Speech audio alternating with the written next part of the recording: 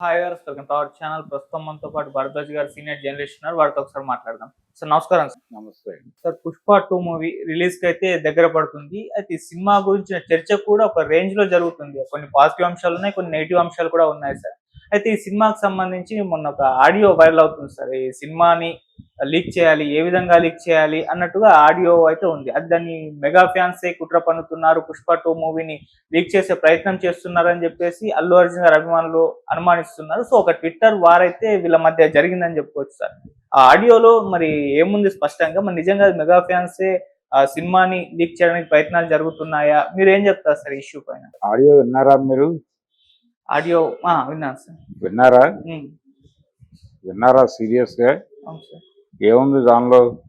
అంటే Pushpa 2 movie VPN ద్వారా ఆ, ఎలా లీక్ చేయాలన్నట్టుగా జరుగుతుంది సార్ ఆడియో. అంటే పుష్ప మూవీని రికార్డ్ చేసి మార్కెట్ లో పెట్టేయాలి, అవును. అంటే థియేటర్ కి జనాలు వెళ్లకుండా అడ్డుకోవాలి ఉమ్, అనేది ఉద్దేశం అనుకుంటే ఉమ్, ఇంత కష్టపడక్కర్లేదు. ఓకే. సినిమా రిలీజ్ అయ్యి నైట్ షో పడిన మరుక్షణం 1 అవర్ లో ఉమ్, అది అనేక సామాజిక అంటే అనేక వెబ్సైట్లలో అది అవైలబుల్ గా వచ్చేస్తోంది. ఓకే. ఏ సినిమా అయినా మీరు ఇలా చేయటం తప్పు కదా అంటే, ఇప్పుడు ఐబొమ్మ వాళ్ళు ఆ మధ్య మీరు కంట్రోల్ చేసుకోండి, మీరు ఏం చేస్తారో చేసుకోండి, మేము చేసేది మేము చేస్తాం అన్నట్టుగా మాట్లాడారు. కాబట్టి వీళ్ళు ఏదో లీక్ చేస్తే అదేదో సినిమా బ్యాడ్ అయిపోతుంది అనేది భ్రమ. అయితే ఒకటి, ఇది వాంటెడ్ గా జరుగుతోంది. అంటే ఈ సినిమా మీద అంచనాలు పెంచడంలో భాగంగా, ప్రమోషనల్ యాక్టివిటీలో భాగంగా దీన్ని కూడా వాడుతున్నారా అనేది ఒక అనుమానం. అంత సీరియస్ వార్ ఉందా నిజంగానే మెగాభిమానులకి అల్లు ఆర్మీకి మధ్య అనేది కూడా అనుమానమే. ఎందుకంటే అంత పెద్ద ఒక ఒక అసంతృప్తి అయితే ఉంది మెగాభిమానుల్లో. అసంతృప్తి ఏంటంటే ఈయన ఎక్నాలెడ్జ్ అవ్వట్లేదు, అంటే ఆ గ్రూప్ గా ఈయన ఐడెంటిఫై అవడం లేదు, తనని తాను సపరేట్ ఎంటిటీగా ఉంచుకునే ప్రయత్నం చేస్తున్నాడు అనేది కొంత ఇబ్బంది ఉంది. అంటే అతనితో ఎలా వ్యవహరించాలి అనే దగ్గర, అల్లు అర్జున్ అభిమానులతో ఎలా వ్యవహరించాలి అనే దగ్గర కూడా ఒక సందిగ్ధం ఉంది మెగా అభిమానుల్లో. అంతే.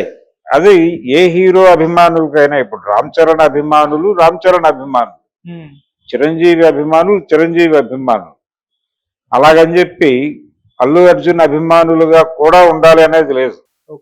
అలాగే అల్లు అర్జున్ అభిమానులు చిరంజీవి అభిమానులుగానో రామ్ చరణ్ అభిమానులుగాను కూడా ఉండాల్సినటువంటి అవసరము సందర్భము ఖచ్చితంగా ఉండదు. అలా ఉండదు కాబట్టి ఎవరి అభిమానులు వాళ్ళకున్నారు. పైగా ఆయన నాకు అభిమానులు లేరు, ఆర్మీ ఉందని చెప్తున్నాడు ఆయన. రెండోది, అభిమానుల కోసమే నేను నటుడిగా మారాను అని చెప్పాడు ఆయన ఒక ఈవెంట్ లో. అంటే ఎవరి అభిమానుల్ని చూసి మనకు కూడా ఇలాంటి అభిమానులు ఉండాలి అని నటనా రంగం ఎంచుకున్నాడు ఆయన అంటే చిరంజీవి గారి అభిమానులే కావచ్చు. అది అంతవరకే.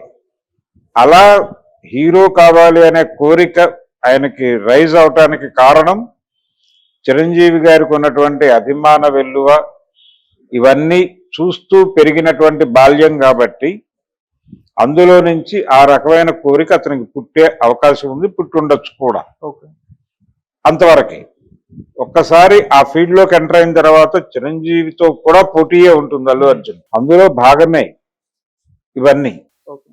అయితే ఒకవేళ నిజంగానే వాళ్ళు లీక్ చేయాలి అనుకుంటే, ఆ సినిమాని రికార్డ్ చేసి బయట పెట్టాలి అనుకుంటే, ఇంతకంటే క్వాలిటీ ప్రింట్సే అవైలబుల్ గా ఉంటున్నాయి. కొత్తగా దీని ద్వారా వాళ్ళు చేసేది ఏం లేదు. సినిమా గురించి బ్యాడ్ టాక్ స్ప్రెడ్ చేద్దామని ప్రయత్నం చేసినా సినిమాలో కంటెంట్ ఉంటే ఇవేవి వర్కౌట్ అవ్వవు. ఇంకొక చర్చ ఏం జరుగుతోందంటే, ఈ సినిమా మీద విపరీతమైనటువంటి హైప్ క్రియేట్ అవుతోంది. ఒక పక్క ఇతర హీరోల అభిమానులు తమ తమ హీరోల మీద ప్రెజర్ తీసుకురావడానికి కూడా ఆలోచిస్తున్నారు. ఇప్పుడు దేవర సినిమాకి సంబంధించి ఇలాంటి హైప్ క్రియేట్ చేయలా, చాలా మామూలుగా లో ప్రొఫైల్లోనే నడిచింది ఆ సినిమా ప్రమోషనల్ యాక్టివిటీ. అది వ్యూహాత్మకంగానే సినిమా మీద అంచనాలు లేకుండా థియేటర్లోకి వెళ్ళిన ప్రేక్షకుడు సర్ప్రైజ్ అవ్వాలి అనే వ్యూహంలో భాగంగా వాళ్ళు అలా వ్యవహరించి ఉండొచ్చు. కానీ ఇప్పుడు ఎలా చూస్తున్నారు అభిమానులు, ఇలా ఒక ఫీవర్ క్రియేట్ అవ్వలేదు, ఒక మానియా క్రియేట్ అవ్వలేదు. ఈ మానియా క్రియేట్ కాకపోవడం వలన అది 500 దగ్గర ఆగింది. ఇది కనుక క్రియేట్ అయి ఉంటే హిందీ బెల్ట్ లో కూడా 60 కాదు ఇంకొంచెం ఎక్కువే సంపాదించుకుని ఈ సినిమా డెఫినెట్ గా కనీసం 700 to 800 crores వెళ్ళి ఉండేది. ఇది 500 కోట్ల దగ్గర ఆగిపోవడానికి ఇదే కారణం అని చెప్పి నందమూరి తారక రామారావు గారి అభిమానులు, జూనియర్ ఎన్టీఆర్ గారి అభిమానులు ఆందోళన పడుతున్నారు అనేటువంటి వార్త కూడా ఇప్పుడు మార్కెట్లో ఉంది. అయితే ఇక్కడ చూడాల్సిన విషయం ఏంటంటే ఆ సినిమాకు సంబంధించి ఒక వ్యూహం అనుసరించారు వాళ్ళు దేవరకు సంబంధించి. అది ఓకే, అది వర్కౌట్ అయింది. అందుకని వాళ్ళని మెచ్చుకోవాలి వ్యూహకర్తలు. ఈ సినిమాని దాంతో పోల్చి కొంతమంది మాట్లాడుతూ వీళ్ళు చాలా హైప్ క్రియేట్ చేస్తున్నారు, సినిమా మీద విపరీతంగా అంచనాలు పెంచేస్తున్నారు. ఈ అంచనాలు పెంచడం వలన రేపు పొద్దున థియేటర్లోకి వెళ్ళిన ప్రేక్షకుడు డిసప్పాయింట్ అయితే, అంటే హై ఎక్స్పెక్టేషన్స్తో థియేటర్లోకి వెళ్ళి బయటకు వచ్చిన ప్రేక్షకుడికి అది మ్యాచ్ కాకపోతే మాట్లాడే భాష తేడాగా ఉంటుంది. ఆ తేడా భాష వినాల్సి వస్తుందేమో, అనవసరంగా హైప్ చేయకండి సినిమాని అని కూడా కొంతమంది జ్ఞానులు మాట్లాడుతున్నారు. ఓకే అనుకుందాం, నిజమే. కానీ వాంటెడ్ గానే జరుగుతోంది. ఇది రెండు అంశాలు ప్రధానంగా ఉంటాయి దీనిలో. ఒకటి, సినిమా మీద నిర్మాతలకి నిజంగానే ఆ స్థాయి నమ్మకాలు ఉన్నప్పుడు ఈ హైప్ మంచిదే అనే ఉద్దేశంతో వాళ్ళు చేస్తూ ఉండొచ్చు. ఈ మొత్తం కార్యక్రమం డిజైనింగ్ అంతా కూడా ప్రొడ్యూసర్లకి డైరెక్టర్కి తెలియకుండా జరుగుతోంది అనుకోవడం అమాయకత్వం. ఈవెన్ ఫ్యాన్ మూమెంట్ కూడా, ఈ మెగా అభిమానులు వర్సెస్ అల్లు ఫ్యాన్స్ అనే వివాదం కూడా ఈ టైంలో కొంచెం ప్యారలల్ ట్రాక్ లో నడపడం కూడా సినిమా ప్రమోషనల్ ప్రోగ్రామ్ లో భాగమే కావచ్చు కూడా. సో ఈ యాంగిల్లో చూస్తే ఈ హైప్ చేయటం వెనకాల సినిమా మీద వాళ్ళకి విపరీతమైన నమ్మకంతో అయినా చేయాలి. లేదు, అసలు ఏమాత్రము నమ్మకం లేదు. ఏది దేవర స్థాయిలో లో ప్రొఫైల్ మెయింటైన్ చేస్తే సినిమా హైప్ అవుతుందేమో, రిలీజ్ తర్వాత మౌత్ టాక్ తో రైజ్ అవని సినిమాని అని వ్యూహాత్మకంగా వ్యవహరించే పరిస్థితి కూడా, అంటే ఆ స్థాయి కూడా లేకుండా సినిమా ఉండుంటే ఒక బీభత్సమైన వేవ్ క్రియేట్ చేసి, ఓపెనింగ్స్ సునామీ క్రియేట్ చేసి సీన్ లో నుంచి తప్పుకోవడం, బయర్స్ ని నష్టాల్లో నుంచి బయటేయటం అనే వ్యూహం మేరకైనా సరే ఈ హైప్ పెంచే ప్రయత్నాలు జరగచ్చు. రెండోది, విపరీతమైన నమ్మకంతో కూడా చేయొచ్చు.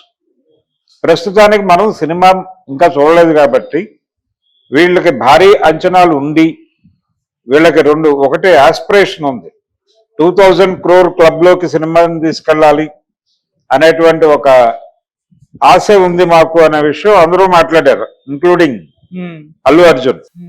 పాట్నా ఈవెంట్ ఒక రకంగా ఈ ఫీవర్ క్రియేట్ చేయడానికి పునాది. ఆ పాట్నా ఈవెంట్ లో డాస్ మీద ప్రతి ఒక్కరూ కూడా బిగ్గెస్ట్ ఫిల్మ్ ఆఫ్ ఇండియా అన్న లెవెల్లో మాట్లాడారు. సో ఈ హైప్ పెంచడం వ్యూహాత్మకమే అనుకుందాం. ఈ సినిమాని ఆ రేంజ్కి తీసుకెళ్లాలి కాబట్టి ఈ స్థాయి మానియా క్రియేట్ చేయాలి అని వాంటెడ్ గా అనుకుని చేస్తూ ఉండుంటే, అది మ్యాచ్ అయితే ఇది 2000 crore క్లబ్లోకి వెళ్ళటం అనేది పెద్ద కష్టమేం కాదు. ఈ క్రియేట్ అయినటువంటి వాతావరణానికి, ఈ వాతావరణాన్ని మ్యాచ్ చేసే లెవెల్లో సినిమా ఉంటే మాత్రం వాళ్ళ ఆశలు నెరవేరుతాయి. లేదంటే గనక మనం ఇందాక చెప్పుకున్నట్టుగా ఓపెనింగ్స్ కి మాత్రమే పరిమితమై సినిమా తప్పుకుంటుంది. ఇంకొక విచిత్రమైన విషయం ఏంటంటే, పుష్ప రిలీజ్ తర్వాత ఒక 20 రోజుల తర్వాత 20 days తర్వాత 2 సినిమాలు ఉన్నాయి మైత్రి మూవీ మేకర్స్. రాబిన్ హుడ్ అనే సినిమా ఉంది 25th ఇప్పుడు. రాబిన్ హుడ్ తర్వాత పొంగల్కి ఒక సినిమా ఉంది మైత్రి మూవీ మేకర్స్.